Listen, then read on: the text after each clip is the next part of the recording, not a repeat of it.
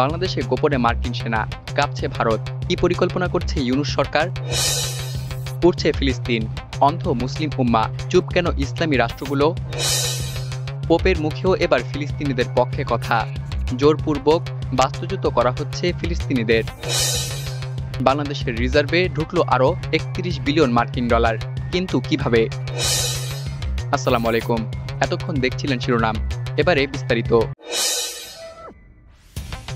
10 September একটি মার্কিন Bangladesh airlines ফ্লাইটে প্রায় ১২০ জন মার্কিন সেনা এবং বিমান বাহিনীর কর্মকর্তা চট্টগ্রামে এসে পৌঁছান। আগত সেনারা রেডিসন ব্লু হোটেলে অবস্থান নিলেও হোটেল কর্তৃপক্ষের রেজিস্টারে তাদের কারোর নাম নেই, যা স্পষ্টতই অস্বাভাবিক এবং রহস্যজনক। মার্কিন সেনাদের এই অঘোষিত আগমন এবং প্রবল গোপনীয়তা বাংলাদেশে কৌতূহলের পাশাপাশি উদ্বেগের জন্ম দিয়েছে। মার্কিন এবং বাংলাদেশি সামরিক কর্মকর্তারা দাবি করেছেন এটি একটি যৌথ সামরিক মহড়া, পূর্বের টাইগার লাইটনিং এবং অপারেশন লাইটনিং এর ধারাবাহিকতা। তবে এত বড় একটি বাহিনী ৮৫টি হোটেলে রুম ভাড়া এবং সামরিক কর্মকর্তাদের পরিচয় গোপন রাখার বিষয়টি প্রশ্ন তুলেছে। এটি কি শুধুই মহড়া, নাকি বাংলাদেশের ভূ রাজনৈতিক পরিস্থিতিকে প্রভাবিত করার একটি প্রচ্ছন্ন কৌশল? এই সামরিক আগমনের কয়েকদিন আগে ৩১ আগস্ট ঢাকার ওয়েস্টিন হোটেলে একজন মার্কিন স্পেশাল ফোর্স কর্মকর্তা ৫০ বছর বয়সী টেরেন্স আরবেল জ্যাকসনের মৃতদেহ উদ্ধার করা হয়। তিনি এপ্রিল থেকে বাংলাদেশে অবস্থান করছিলেন। তার মৃত্যু রহস্যজনক এবং এ বিষয়ে এখন পর্যন্ত যুক্তরাষ্ট্র অথবা বাংলাদেশ কেউই বিস্তারিত কিছু প্রকাশ করেনি। এই মৃত্যুর ঘটনার পরপরই এত বড় সংখ্যক মার্কিন সেনা আগমন ঘটায় পরিস্থিতি আরও জটিল হয়েছে। ১৪ সেপ্টেম্বর চট্টগ্রামের শাহ আমানত আন্তর্জাতিক বিমানবন্দরে একটি মিশরীয় বিমান বাহিনীর পরিবহন বিমান অবতরণ করে। পরদিন মার্কিন সেনারা পতেঙ্গা বিমান ঘাঁটিতে যান পরিদর্শনে। একসাথে এতগুলো আন্তর্জাতিক সামরিক তৎপরতা একটি ছোট উপকূলীয় শহরে তা নিছকই প্রশিক্ষণ মনে হওয়া কঠিন। বিশ্লেষকরা মনে করছেন এটি দক্ষিণ এশিয়ার ভূ রাজনৈতিক মানচিত্রে বাংলাদেশের অবস্থানকে ঘিরে বড় কোনো পরিকল্পনার অংশ হতে পারে। ২০২৪ সালের আগস্টে সাবেক প্রধানমন্ত্রী শেখ হাসিনার পতনের পর অন্তর্বর্তীকালীন সরকার গঠিত হয় ডক্টর মোহাম্মদ ইউনূসের নেতৃত্বে। এরপর থেকেই যুক্তরাষ্ট্র এবং বাংলাদেশের মধ্যে সামরিক এবং কূটনৈতিক সংযোগ নাটকীয়ভাবে বৃদ্ধি পেয়েছে। প্রশ্ন উঠেছে, এই ঘনিষ্ঠতা কতটা স্বচ্ছ এবং জাতীয় স্বার্থের সাথে সামঞ্জস্যপূর্ণ? বাংলাদেশ আন্তর্জাতিক শান্তি এবং সহযোগিতার পক্ষে এবং দীর্ঘদিন ধরে জাতিসংঘ শান্তিরক্ষা মিশনে উল্লেখযোগ্য অবদান রেখেছে। তবে আমাদের ইতিহাস বলে, কোনো প্রকার বিদেশি হস্তক্ষেপ অথবা প্রভাব দেশের জন্য কখনো দীর্ঘস্থায়ী লাভ হয়ে আনে না। যৌথ মহড়ার নামে যদি কোনো গোপন কৌশল অথবা সামরিক অবস্থান স্থাপনের পরিকল্পনা থাকে, তবে তা বাংলাদেশের সার্বভৌমত্বের প্রতি হুমকি হয়ে দাঁড়াবে। যুক্তরাষ্ট্র বাংলাদেশের গুরুত্বপূর্ণ কৌশলগত অংশীদার হতে পারে, তবে সে সম্পর্ক হতে হবে স্বচ্ছ, সম্মানজনক এবং বাংলাদেশি স্বার্থের প্রতি শ্রদ্ধাশীল। গোপনে সেনা আনয়ন, রহস্যময় মৃত্যু, বিদেশি বিমান অবতরণ, এই সবকিছুই এখন আরও বেশি সতর্ক দৃষ্টিতে পর্যালোচনা করা প্রয়োজন। বাংলাদেশ সরকারকে চাই সজাগতা, কৌশলগত ভারসাম্য এবং জনস্বার্থকে অগ্রাধিকার দেওয়া। আমরা শান্তি চাই, তবে নিজের মাটি এবং মর্যাদার বিনিময়ে নয়। এখন সময় বাংলাদেশের সার্বভৌমত্ব এবং কৌশলগত স্বার্থকে রক্ষা করতে জাতীয় ঐক্য এবং কূটনৈতিক দূরদর্শিতার মাধ্যমে জোরালো বার্তা দেওয়া যে বাংলাদেশ কারো অনুগত নয়, বরং এক আত্মমর্যাদা সম্পন্ন রাষ্ট্র।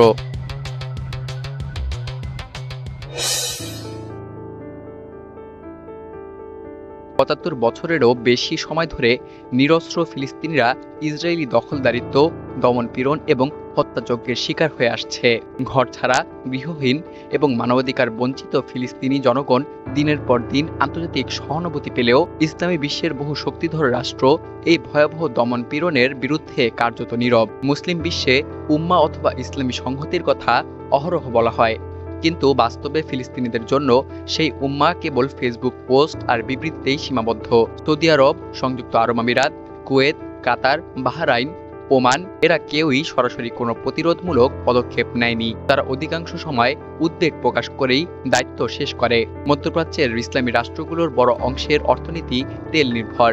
এই দেশগুলো মার্কিন যুক্তরাষ্ট্র এবং পশ্চিমা রাষ্ট্রগুলোর কাছে তেলের বড় রপ্তানিকারক এবং এসব দেশ পশ্চিমা সামরিক সাহায্য অথবা প্রযুক্তির উপর নির্ভরশীল। ফলে ফিলিস্তিন ইস্যুতে ইসরায়েলের বিরুদ্ধে কিছু বলতে গেলে নিজেদের কৌশলগত এবং আর্থিক স্বার্থ ক্ষতিগ্রস্ত হওয়ার ভয়ে তারা নীরব থেকে যায়। বর্তমানে অনেক ইসলামী রাষ্ট্র ইসরায়েলের সঙ্গে সম্পর্ক স্বাভাবিক করেছে অথবা গোপনে সহযোগিতা চালিয়ে যাচ্ছে।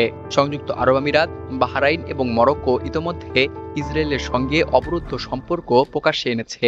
এমনকি সৌদি আরবও সম্প্রতি ইসরায়েলের সঙ্গে বাণিজ্যিক সম্পর্ক স্থাপনের ইঙ্গিত দিয়েছে। এই সম্পর্কের বিনিময়ে তারা ফিলিস্তিন ইস্যুতে মুখ বন্ধ করে রেখেছে। মধ্যপ্রাচ্যের বহু দেশে জনগণ ফিলিস্তিনের পক্ষে হলেও সরকারের নীতিগত অবস্থান সম্পূর্ণ বিপরীত। এর মূল কারণ, এই দেশগুলোর বেশিরভাগই স্বৈরশাসিত, যেখানে জনগণের চাওয়া উপেক্ষিত হয়। জনগণ যখন গাজা অথবা পশ্চিম তীরে ইসরায়েলি হামলার বিরুদ্ধে রাস্তায় নামে, সরকার তখন নিষ্ক্রিয় অথবা নিয়ন্ত্রণমূলক ভূমিকা নেয়। মধ্যপ্রাচ্যের ইসলামী রাষ্ট্রগুলো পশ্চিমা শক্তির চাপের মুখে পড়ে অনেক সময় ইচ্ছা থাকলেও প্রতিবাদ করতে পারে না। যুক্তরাষ্ট্র এবং ইউরোপের দেশগুলো এই অঞ্চলে সামরিক ঘাঁটি, প্রযুক্তি এবং অস্ত্র সরবরাহের মাধ্যমে নিজেদের প্রভাব বজায় রেখেছে। ফলে কোনো দেশ যদি ফিলিস্তিনিদের পক্ষ নিয়ে কঠোর অবস্থান নেয়, তা তাদের জন্য রাজনৈতিকভাবে আত্মঘাতী হয়ে উঠতে পারে, এমনটাই তারা মনে করে। ইসলামী রাষ্ট্রগুলো জাতিসংঘ অথবা অন্যান্য আন্তর্জাতিক ফোরামে ফিলিস্তিন ইস্যুতে শক্ত অবস্থান নিতে ব্যর্থ হয়েছে। বহুবার ফিলিস্তিনিদের উপর জুলুমের প্রতিবাদ জানাতে পারলেও তারা কার্যকর কোনো প্রস্তাব অথবা সিদ্ধান্ত আদায় করতে পারেনি। বক্তৃতা হয়েছে, বাস্তব পদক্ষেপ হয়নি। ইসরায়েলি দমনপীড়নের বিরুদ্ধে ফিলিস্তিন আজ এক প্রকার নিঃসঙ্গ। মুসলিম বিশ্ব, যারা একসময় বাইতুল মুকাদ্দাসের মুক্তির জন্য সোচ্চার ছিল, তারাই এখন নীরব দর্শক। লাখো শিশুর মৃত্যু, নারী পুরুষের হত্যাকাণ্ড, ধ্বংস হওয়া হাসপাতাল, মসজিদ, কিছুই এই রাষ্ট্রগুলোর বিবেক নাড়িয়ে দিতে পারছে না।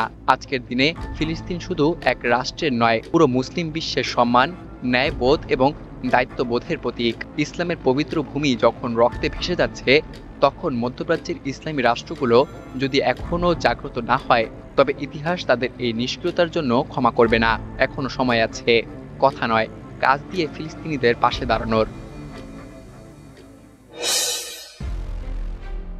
অবরুদ্ধ গাজার নির্যাতিত জনগণের প্রতি গভীর সংহতি প্রকাশ করেছেন ক্যাথলিক চার্চের প্রধান পোপ ফ্রান্সিস। 17 সেপ্টেম্বর সাধারণ শ্রোতাদের সঙ্গে কথা বলার সময় তিনি বলেন, আমি গাজার ফিলিস্তিনি জনগণের সঙ্গে আমার গভীর সংহতি প্রকাশ করছি, যারা ভয়ে বাস করছে, অগ্রহণযোগ্য পরিস্থিতিতে বেঁচে আছে এবং তাদের ভূমি থেকে জোরপূর্বক বাস্তুচ্যুত হচ্ছে। ইসরায়েলি বাহিনী গাজা পুরোপুরি দখলের লক্ষ্যে ভয়াবহ বোমাবর্ষণ এবং স্থল হামলা চালিয়ে লাখ লাখ বাসিন্দাকে উচ্ছেদের জন্য অবৈধ কৌশল প্রয়োগ করছে বলে তিনি মন্তব্য করেন। পোপ ফ্রান্সিস আরও বলেন, আমি যুদ্ধবিরতি, জিম্মিদের মুক্তি এবং আলোচনার মাধ্যমে কূটনৈতিক সমাধানের আহ্বান জানাচ্ছি। আন্তর্জাতিক মানবিক আইনের প্রতি শ্রদ্ধা নিশ্চিত করতে হবে। তিনি বিশ্ববাসীকে আহ্বান জানান যেন তারা তার প্রার্থনায় অংশ নেন, যাতে শীঘ্রই শান্তি এবং ন্যায় বিচারের একটি ভোর উদিত হয়। ইসরায়েলি আগ্রাসনের বিপরীতে মুসলিম বিশ্ব যখন নীরব, তখন পোপের এই অবস্থান আন্তর্জাতিক মহলে নতুন মাত্রা যোগ দিয়েছে। দেশের বৈদেশিক মুদ্রার রিজার্ভ আবারও 31 বিলিয়ন মার্কিন ডলার ছাড়িয়েছে। বুধবার দিন শেষে গ্রোস রিজার্ভ দাঁড়িয়েছে 31 বিলিয়ন মার্কিন ডলার। একই সঙ্গে আন্তর্জাতিক মুদ্রা তহবিলের অর্থাৎ IMF এর হিসাব পদ্ধতি BPM-6 অনুযায়ী রিজার্ভ হয়েছে 26.8 বিলিয়ন মার্কিন ডলার। বাংলাদেশের বৈদেশিক মুদ্রার রিজার্ভ ফের ঊর্ধ্বমুখী। 17 সেপ্টেম্বর দিন শেষে দেশের গ্রোস রিজার্ভ দাঁড়িয়েছে 31 বিলিয়ন 3.10 মিলিয়ন মার্কিন ডলার, যা আগের দিনের তুলনায় উল্লেখযোগ্য বৃদ্ধি।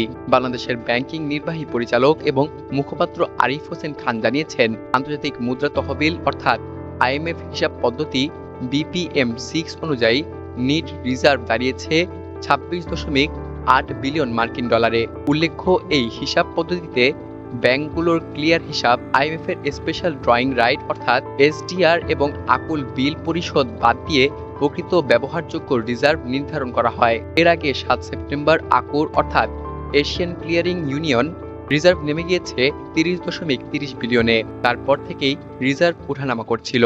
15 সেপ্টেম্বর পর্যন্ত গ্রোস রিজার্ভ ছিল 30.88 বিলিয়ন মার্কিন ডলার এবং নিট রিজার্ভ ছিল 25.98 বিলিয়ন মার্কিন ডলার। সেখানে মাত্র 2 দিনের ব্যবধানে এই প্রবৃদ্ধি উল্লেখযোগ্য অর্থ প্রবাহ অথবা রেমিটেন্স আসার ইঙ্গিত দিচ্ছে। তবে বাংলাদেশ ব্যাংক এখনো ব্যয়যোগ্য রিজার্ভ প্রকাশ করেনি, যা আরও বাস্তব চিত্র তুলে ধরতে পারত।